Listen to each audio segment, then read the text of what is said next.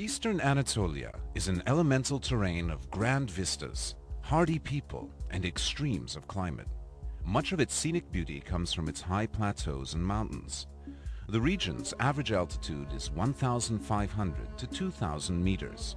The steep slopes, severe winters, and poor soil make much of the land difficult for farming, although some of the valleys are surprisingly lush and yield good crops of summer wheat, barley, fruit, and nuts. Dairy cattle thrive in the humid northeast, and pastoral nomads tend herds of sheep and goats in the drier south. Summers are short and mild, winters long and frigid. Southeastern Anatolia is mostly dry, hot semi-desert with torrid summers and mild, pleasant sunny winters. The Tigris and the Euphrates rise here and wend their way through the region, bringing fertility and bounty along their courses. Where there is water, farmers grow wheat, rice, vegetables, grapes, and melons in abundance. Besides agriculture and the livestock raised by semi-nomads, the southeastern region holds Turkey's principal petroleum reserves. Turkey's eastern and southeastern regions are at the crossroads of history. Camel caravans, pilgrims, and armies marched through on their way between Europe, Asia, the Middle East, and Africa, leaving their mark on the region's cities and towns. The traditions, architecture, and cuisines of the Neo-Hittite, Hurrian, Urartian, Persian, Hellenistic, Roman, Byzantine, Seljuk, and Ottoman civilizations have all made their mark here. Set on a plain in the shadow of the Palandöken Mountains, Erzurum is the largest city in the east and its main center for transportation and commerce.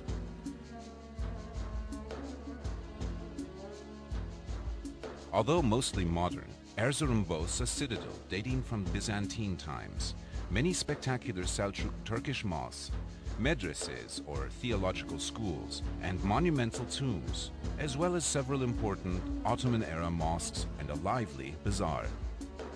Northeast of Erzurum, at an even higher level, is Kars, dominated by a great Turkish fortress that was used for defense well into the 20th century. The city center has numerous 19th century buildings in the Russian style, as well as several older Ottoman mosques, bridges and baths, and some fine medieval Armenian churches. Due east of Erzurum rises snow-capped Mount Ararat, Arada, 5,165 meters, mentioned in the Bible as the place where Noah's Ark came to rest. The stark, wild beauty of this region brings visitors to the nearby town of Doğu Beyazıt, used as a base for treks in the mountains. A few kilometers southeast, the fortress palace called the İshak Pasha Saray rests on a rocky outcrop backed by mountains overlooking the town and the plain. The 18th century palace complex boasts 360 rooms, halls, barracks, a theological school, baths, a mosque, living quarters, and a prison. Southeast of Erzurum is Lake Van. This vast inland sea, the largest lake in Anatolia, is surrounded by volcanic mountains and has no outlet. You float easily in the mineral-rich water and can wash clothes without need for soap. On the eastern shore of the lake, the city of Van is truly ancient, even for Turkey. Known as Tushpa, it was the capital of the Urartian kingdom, which flourished here in the 9th century BC. At the Rock of Van, west of the modern city center, are Urartian tombs and cuneiform inscriptions from those early times. Short excursions out of the city take you to Çavuştepe, site of the royal Urartian capital of Sarduri Hinili in the 700s BC, and to dramatic medieval Hosap Castle, 1643, which dominates a strategic valley. On Akdamar Island, reachable by boat from Gevas, stands the beautiful 10th century Armenian Church of the Holy Cross, decorated with delightful high reliefs of biblical scenes.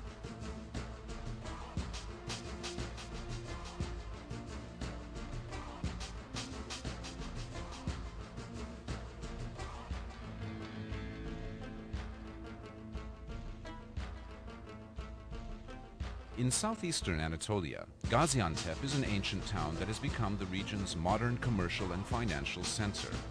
The textile industry brings much of the wealth, but the city is known and loved throughout Turkey for something else, its pistachio nuts. This is the place to try delicious baklava with pistachios. Gaziantep's archaeological museum has one of the world's best collections of Roman mosaics, many from the rich finds unearthed at ancient Zeugma. Threatened by the rising waters of a vast new lake, the mosaics were rescued and are now on view in the museum.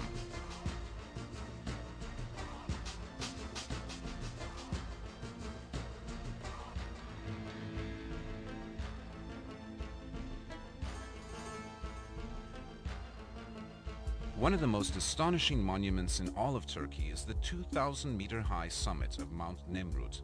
The entire mountaintop is actually a gigantic burial mound.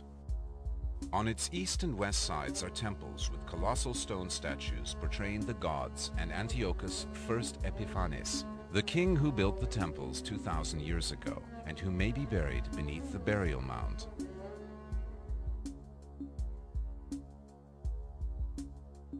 South of Nemrut is Şanlıurfa, known in Crusader times as Edessa. Throughout its long history, conquering armies have kept Urfa, as it's called, in tumult. But there is little evidence of conflict today. Instead, Urfa is a peaceful center of pilgrimage for the faithful who come to visit the cave where, legend says, the patriarch Abraham was born.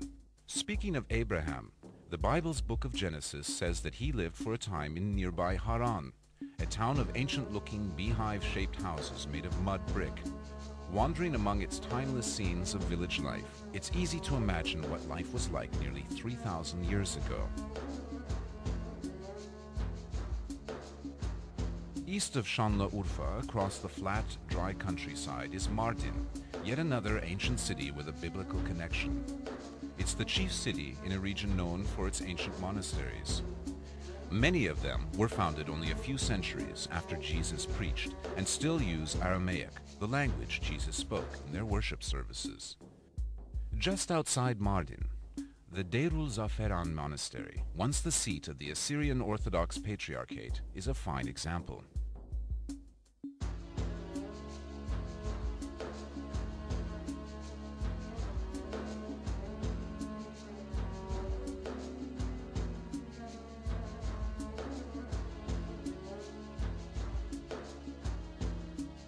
The entire southeastern region has been greatly affected by the Southeastern Anatolia Project, or GAP, the largest regional development project ever undertaken in Turkey. Its 22 dams have created new ponds and lakes. Its 19 hydroelectric power plants on the Tigris and Euphrates rivers provide much of Turkey's electricity, and its hundreds of kilometers of aqueducts and irrigation channels have made the desert bloom. A fitting symbol of this mammoth project is the Atatürk Dam on the Euphrates near Şanlıurfa, the biggest in Turkey and fifth largest in the world.